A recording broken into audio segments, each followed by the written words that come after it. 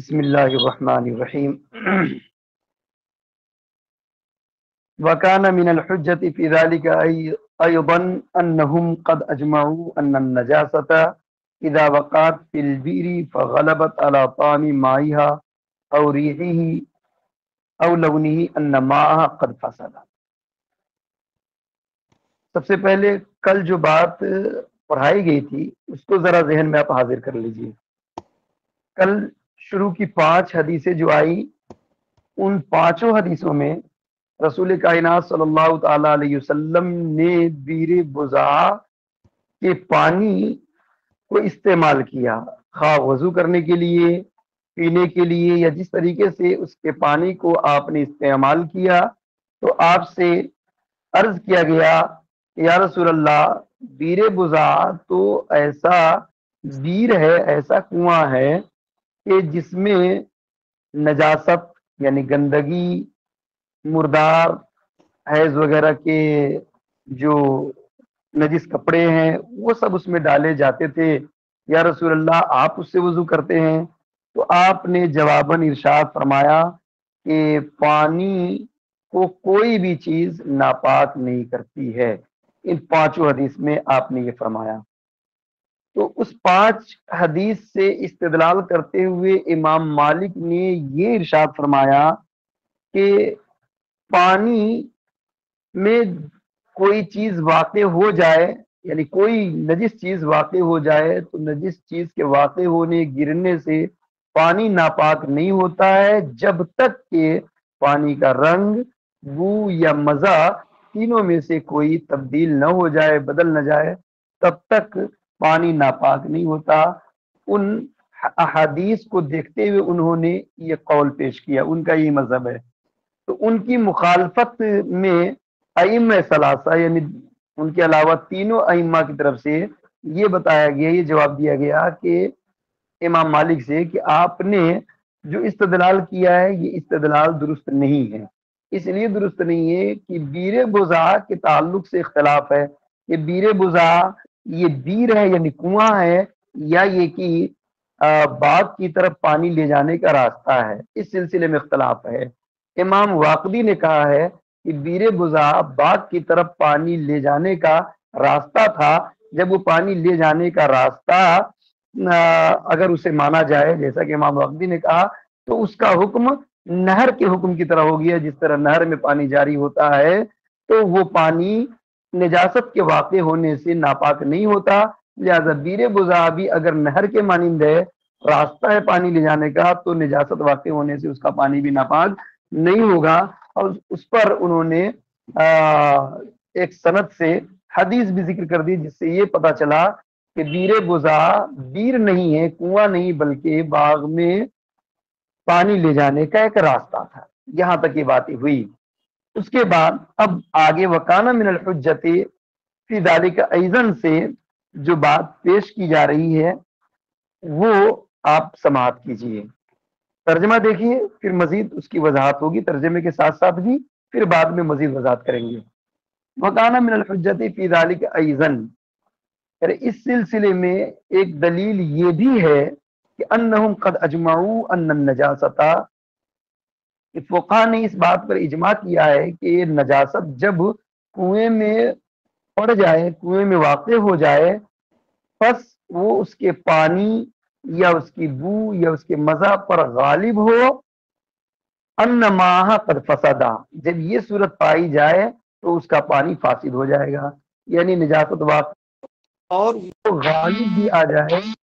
پانی فاسد ہو جائے، یہ صورتحال ہے، یہ بیان کیا گیا۔ اس کے آگے ہے کہ وَلَيْسَ فِي حدیث بیر بضاع، اور بیر بضاع کی حدیث میں من ھذا شیء، اس میں سے کوئی چیز نہیں ہے۔ یعنی بیر بضاع والی جو 5 حدیثیں اوپر آپ نے سنا، جو یہاں پڑھایا گیا امام طحاوی نے جسے ذکر کیا ہے، ان 5 حدیث میں یہ بات موجود نہیں ہے کہ بیر بضاع میں نجاست موجود ہو، اور نجاست کی موجودگی میں اس کا رنگ، بو، مزہ ان میں سے کوئی متغیر ہوا ہو، اس کا ذکر نہیں ہے۔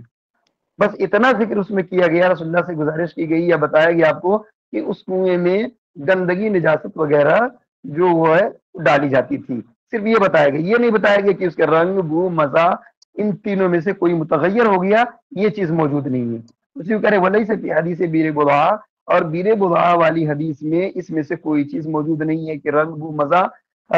پر وہ نجاست غالب ہو، ایسا ذکر نہیں ہے. انما فی ہے تو اس میں ہے کیا، انما فی ان النبی صلی اللہ علیہ وسلم، بلکہ اس میں یہ بات ہے کہ نبی کریم صلی اللہ تعالی علیہ وسلم سے سوال کیا گیا، سوال کیا گیا ان بیر بضاعہ، بیر بضاعہ کے بارے میں. فقیل له، تو آپ سے عرض کیا گیا، انه یلقى فی الکلاب والمحاید، کہ بلا شبہ اس میں یعنی بیر بضاعہ میں کتے سے مراد یعنی مردار کتے، مردار اور حیض کے کپڑے ڈالے جاتے ہیں، یہ کہا گیا. فقال، تو اس کے جواب میں آپ نے ارشاد فرمایا، ان الماء لا ينجس شيء، کہ کوئی بھی چیز پانی کو ناپاک نہیں کرتی ہے. ونحن نعلم ان نبیرا لو سقط فيها، اور ہمیں یہ معلوم ہے، ہم یہ جانتے ہیں کہ ان نبیرا لو سقط فيها، کہ کنویں میں اگر کوئی چیز واقع ہو جائے، ما هو اقل من ذلك، جو اس سے کم بھی ہو، یعنی اس سے جتنی بات کا ذکر حدیث میں ہے اس سے کم بھی ہو، اگر کنویں میں واقع ہو جائے، لکان محالا اللہ یتغیر ریح مائیہ وطعمہ، تو یہ بات محال ہے، تو ضرور یہ بات محال ہے کہ اس کے پانی کی بو یا اس کا مزہ متغیر نہ ہو، یہ بات محال ہے. ھذا مما یعقل ویعلم، اور اتنی بات اس میں سے ہے جس بات کو سمجھی جا سکتی ہے اور اسے جانا جا سکتا ہے. یعنی یہ بات بالکل واضح ہے کہ کنواں چونکہ عام طور پہ کنواں دہدردہ نہیں ہوتا ہے. جب دہدردہ نہیں ہوتا تو اگر کنویں میں اتنی بات جتنی کہ حدیث میں اوپر ذکر کی گئی کہ اس میں مردار اور فلاں گندگی کی چیزیں اس میں ڈالی جاتی ہے، تو اس کے بعد بھی اگر کنواں کا پانی ناپاک نہ ہو، یا نبی کریم صلی اللہ علیہ وسلم نے یہ فرمایا کہ پانی کو کوئی چیز ناپاک نہیں کرتی، تو اس سے یہ بات سمجھ میں آتی ہے کہ ضرور اس کنویں کا معاملہ کچھ اور ہے، اور وہ ہے کیا وہ آگے بھی بیان کرتے ہیں. تو اسی لیے کو فرمایا کہ ہم یہ جانتے ہیں کہ کنویں میں اگر معمولی نجاست بھی واقع ہو جائے تو ضرور یہ بات محال ہے کہ اس کے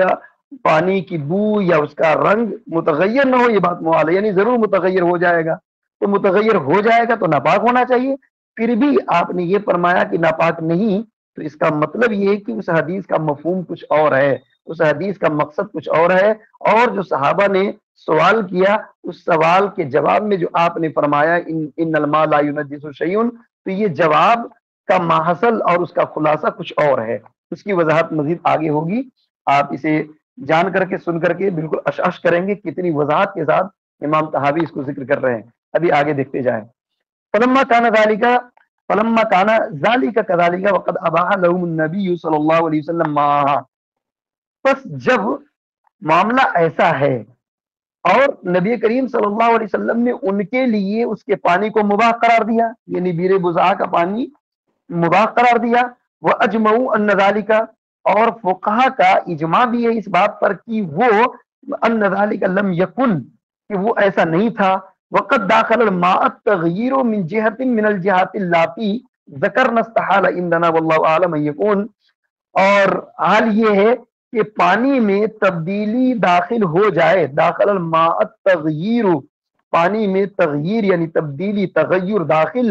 ہو، من جہت من الجہات اللاتی، ان جہتوں میں سے کسی بھی جہت سے، تین جہت بیان کی گئی، رنگ، بو، مزہ، تین جہت میں سے کسی بھی جہت سے اگر پانی میں کوئی تبدیلی آ جائے، من جہت من الجہات اللاتی ذکرنا، کہ ان جہات میں سے کسی بھی جہت سے پانی میں تبدیلی داخل ہو، ذکرنا جو ہم نے ذکر کیا، یعنی رنگ، بو، مزہ والی، استحال عندنا، تو ہمارے نزدیک یہ بات محال ہے. کون سی بات؟ آگے واللہ عالم کے بعد بیان کر رہے ہیں. واللہ عالم بیچ میں جملے مترجہ کے طور پہ لا رہے کہ اللہ بہتر جانتا ہے. کہ ہمارے نزدیک یہ بات محال ہے. کون سی بات؟ ان یکون سوالهم النبی صلی اللہ علیہ وسلم عن مائیہ، یہ بات محال ہے کہ لوگوں کا سوال نبی کریم صلی اللہ علیہ وسلم سے بیر بضاعہ کے پانی کے تعلق سے ہو، ان مائیہ، بیر بضاعہ کے پانی کے بارے میں ہو. وجوابہ ایاہم فی ذلک بما اجابہم کان والنجاسۃ فی البیر، اور آپ صلی اللہ علیہ وسلم کا ان کو جواب دینا اس کے بارے میں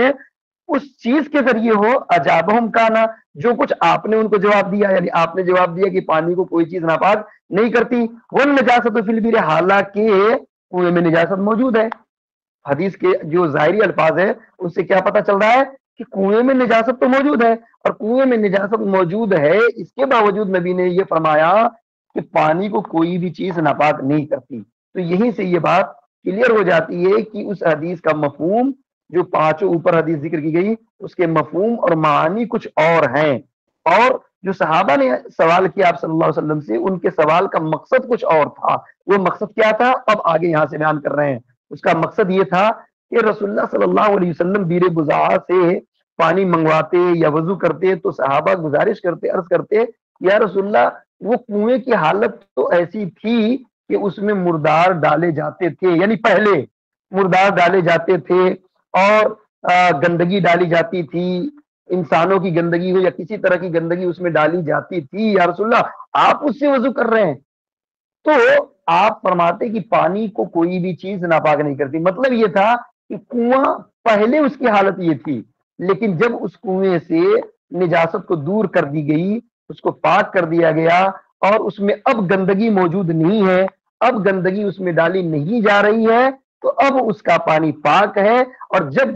کنویں کو پاک کر دیا جائے، اس میں سے نجاست نکال دیا جائے، جو طریقہ کنویں کو پاک کرنے کا ہے اس طریقے سے جب پاکی کنویں کو حاصل ہو جائے، تو اس کے بعد پانی ناپاک نہیں ہوگا، کیونکہ جب پاک کر دیا گیا تو اب ناپاکی کا کوئی تصور نہیں کیا جا سکتا۔ تو اصل مقصد یہی ہے، اس پر مزید وضاحتیں آگے آئیں گی۔ اور یہ کہ رسول اللہ نے فرمایا کہ پانی کو کوئی چیز ناپاک نہیں کرتی،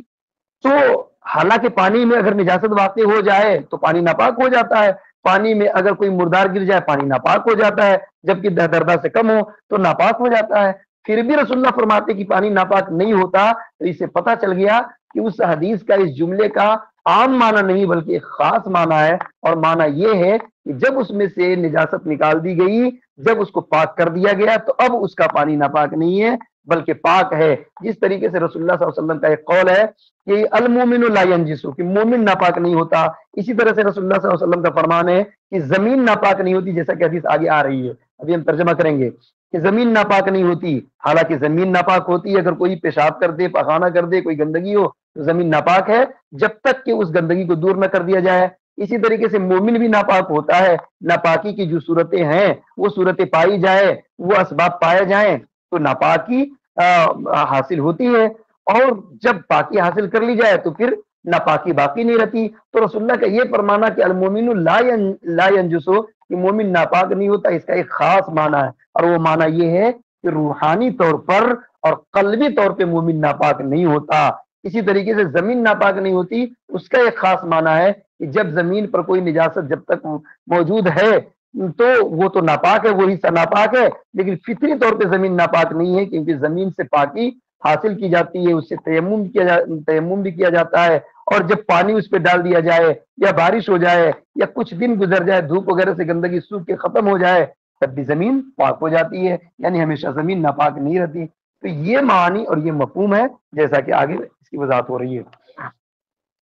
تو آگے فرماتے ہیں کہ ون نجاست فی البیر، حالانکہ نجاست اس میں موجود ہے، ولکنہ، لیکن، واللہ عالم، یہاں پر بھی جملہ مترجمہ کے طور پہ بیچ میں واللہ عالم، اللہ بہتر جانتا ہے کہ ولکنہ کان بعد ان اخرجت النجاست من البیر،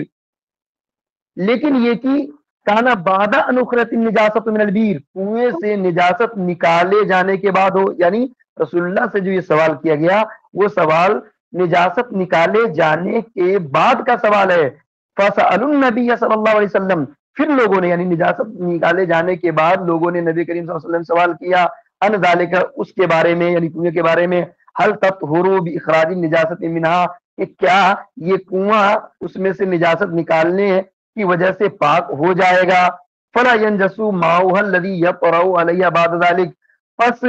اس کا وہ پانی، کیا وہ پانی نجس نہیں ہوگا؟ الذی یطرأ علیہ بعد ذلک، جو اس کے بعد، یعنی نجاست نکالے جانے کے بعد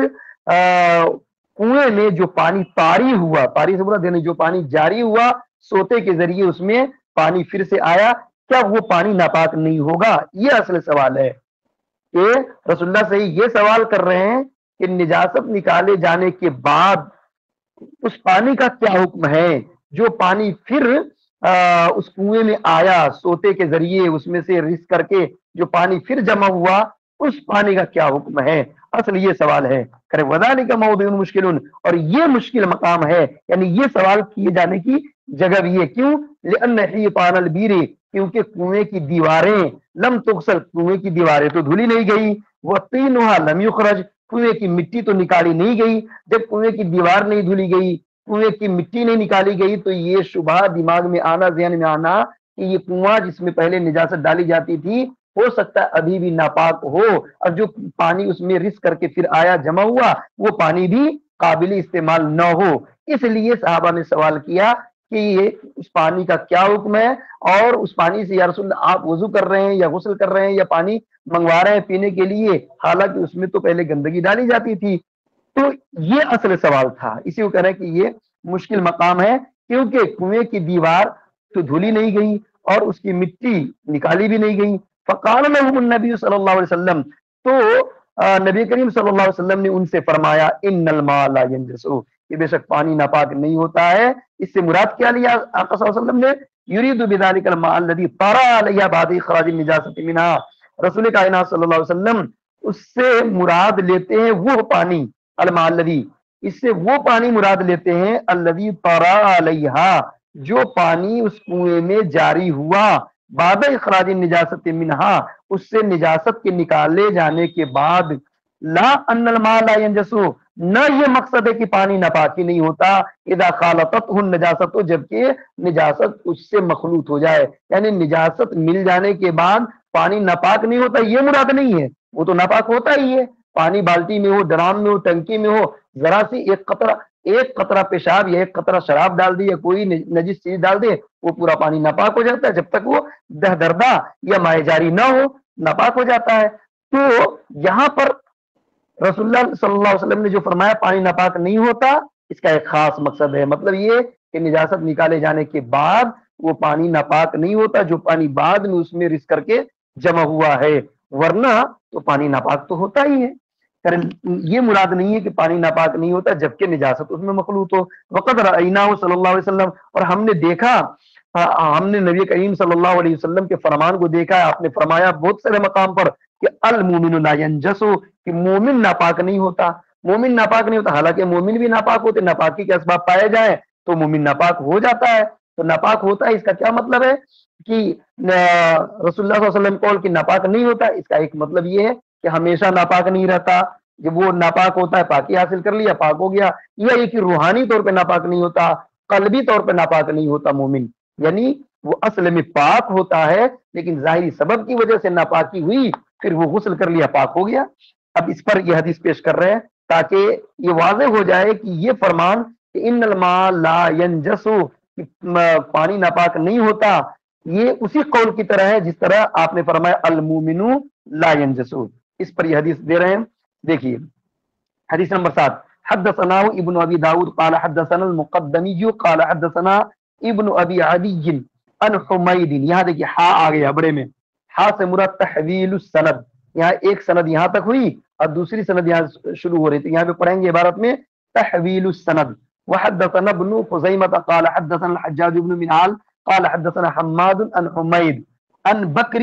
عن ابی رافع عن ابی ہریرہ رضی اللہ عنہ، حضرت ابو ہریرہ رضی اللہ تعالیٰ عنہ سے مروی ہے، قال آپ نے فرمایا لقیت النبی صلی اللہ علیہ وسلم، میں نے نبی کریم صلی اللہ علیہ وسلم سے ملاقات کی، وانا جنب،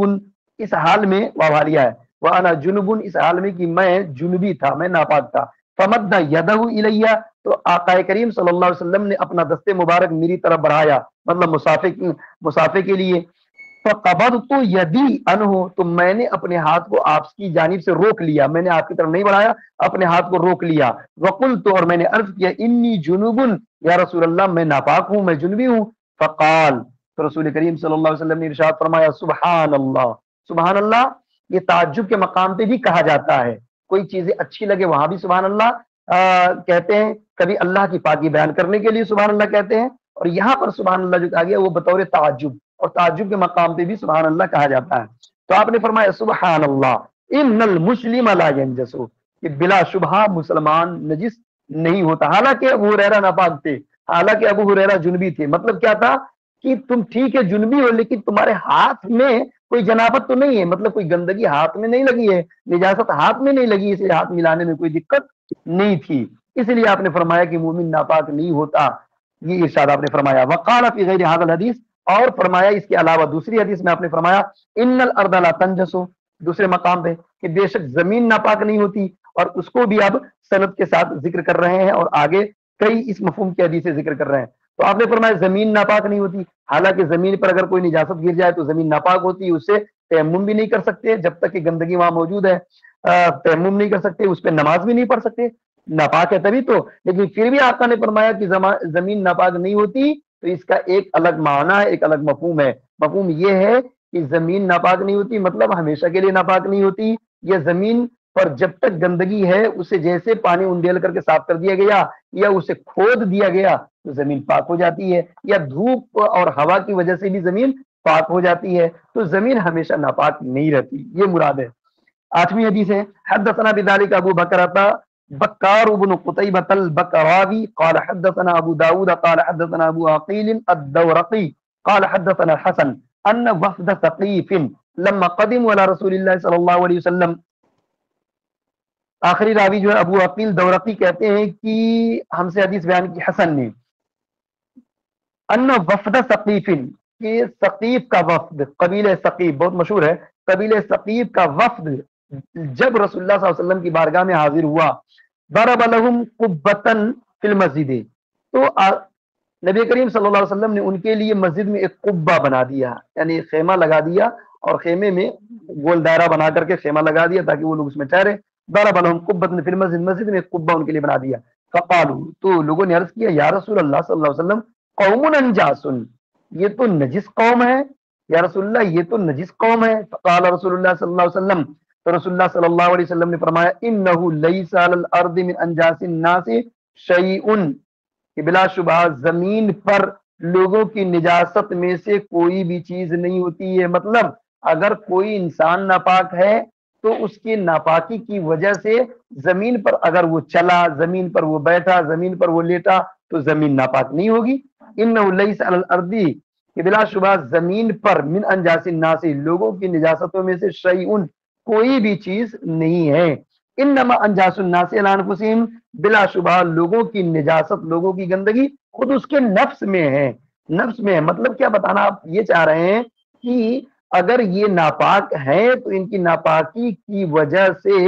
زمین ناپاک نہیں ہو جائے گی، زمین ناپاک نہیں ہوگی، بلکہ یہ نفس، ان کے نفس میں گندگی ہے، کیونکہ یہ لوگ ایمان لانے کے لیے آئے تھے، دعوت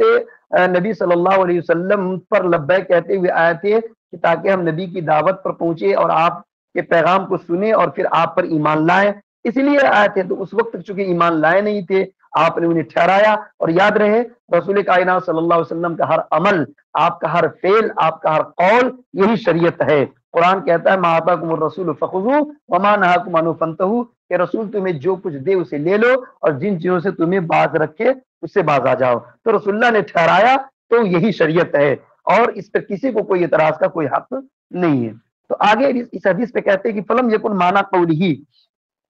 کہ رسول کائنات صلی اللہ علیہ وسلم کے قول المسلم لا ینجس کا معنی یہ نہیں ہے،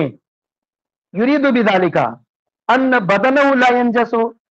کہ رسول اللہ صلی اللہ علیہ وسلم اس سے مراد یہ لے رہے ہوں کہ مسلمان کا بدن ناپاک نہیں ہوتا، یہ مراد لے رہے ہو، یہ معنی نہیں ہے کہ بدن ناپاک نہیں ہوتا، یہ مراد نہیں ہے۔ وَإِنْ أَصَابَتْهُ النَّجَاسَةُ، اگرچہ نجاست اسے لگ جائے، یعنی نجاست لگ جائے اور بدن اس کا ناپاک نہ ہو، یہ مراد نہیں ہے، بلکہ مراد کیا ہے انما اراد انه لا ينجس لمانا غیر ذالک، بلکہ رسول اللہ صلی اللہ علیہ وسلم نے مراد لیا اس سے یہ کہ مومن ناپاک نہیں ہوتا ہے لمانن غیر ذالک، اس کے علاوہ ایک الگ معنی کے لیے، ایک الگ معنی کے لیے آپ نے ایک الگ معنی آپ نے مراد لیا۔ وکذالک قولہ، اسی طریقے سے آپ صلی اللہ علیہ وسلم کا قول الارض لا تنجس، کہ زمین ناپاک نہیں ہوتی ہے، لیس یعنی بذالک، تو اس سے آپ نے یہ مراد نہیں لیا کیا انہا لا تنجس،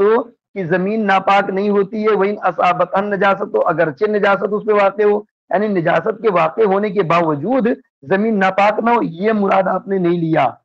بلکہ اس کا بھی ایک الگ معنی، ایک الگ مفہوم ہے۔ وَكَيْفَ يَكُونُ ذَلِكَ وَقَدْ أَمَرَ بِالْمَكَانِ الَّذِي بَالَ فِيهِ الْأَعْرَابِيُّ مِنَ الْمَسْجِدِ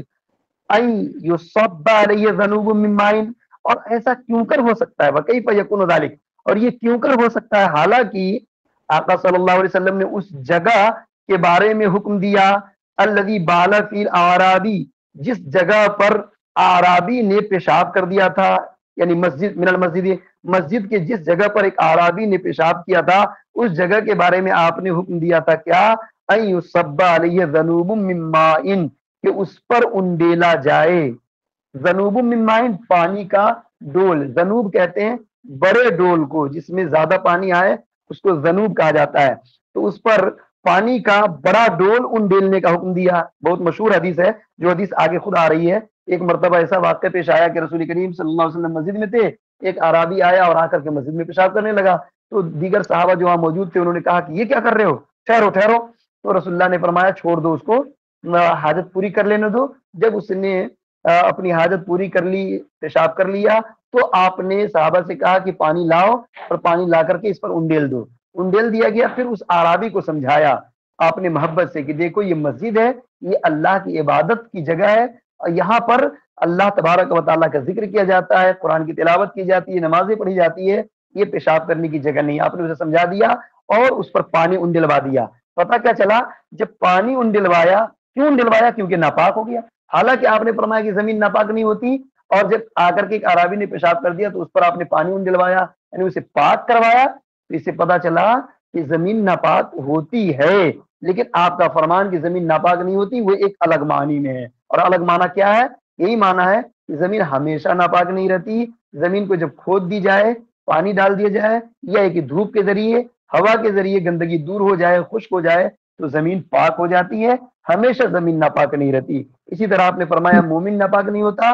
مسلم ناپاک نہیں ہوتا، مطلب اس قلبی طور پر، روحانی طور پر ناپاک نہیں ہوتا، اس کے جسم میں اس کے ناپاکی کی وجہ سے وہ کہیں بیٹھے، کہیں چلے، کسی سے ہاتھ ملائے تو دوسرا شخص ناپاک نہیں ہو جائے گا، بلکہ ناپاکی سے مراد یہ ہے، ناپاک ہونے سے کہ اس کے نفس میں یعنی اس کا نفس، یعنی اس کا جسم جو ہے، بدن، وہ ناپاک ہوا ہے، جو غسل کر لے گا پاکی حاصل ہو جائے گی۔ تو اس عربی کے واقعے کو اب آگے ذکر کر رہے ہیں حدیث نمبر 9 میں۔ حدثنا بذلك ابو بکر قال حدثنا عمر بن يونس اليمامي قال حدثنا اكرمة بن عمار قال حدثنا اسحاق بن عبد الله بن ابي طلحه قال حدثني انس بن مالك رضي الله عنه قال بينما نحن مع رسول الله صلى الله عليه وسلم جلوسا اذ جاء اعرابي، آخری راوی ہیں حضرت انس بن مالک، صحابی رسول ہیں، انس بن مالک رضی اللہ عنہ نے حدیث بیان کی، کہا کہ دنی سنا کہ ہم لوگ رسول اللہ صلی اللہ علیہ وسلم کے ساتھ بیٹھے ہوئے تھے، اذ جاء اعرابی، اچانک ایک اعرابی آیا، ایک دیہاتی آیا، فقام یبول فی المسجد، قام یبول فی المسجد، مسجد میں پیشاب کرنے لگا۔ قام یبول، تو قامہ کا معنی الگ ہی نہیں کریں گے کھڑا ہوا، یبول پیشاب نہیں، قام یبول، جب مضارع پر قامہ یا شرع، آپ نے پڑھا ہوگا نحو کے اندر بھی کہ